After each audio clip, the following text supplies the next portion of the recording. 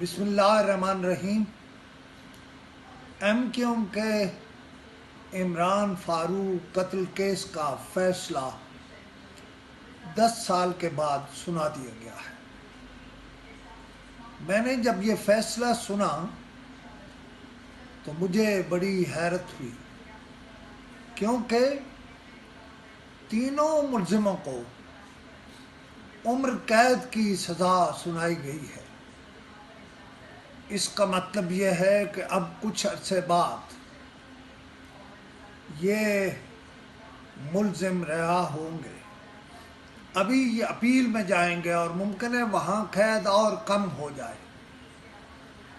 صرف ایک فکرے کا تبصرہ ہے میرا اس پر، وہ یہ کہ یہ فیصلہ کسی کو راستہ دینے کے لیے ہے اور انہیں یہ کہنے کے لیے ہے کہ زیادہ نہ بولے۔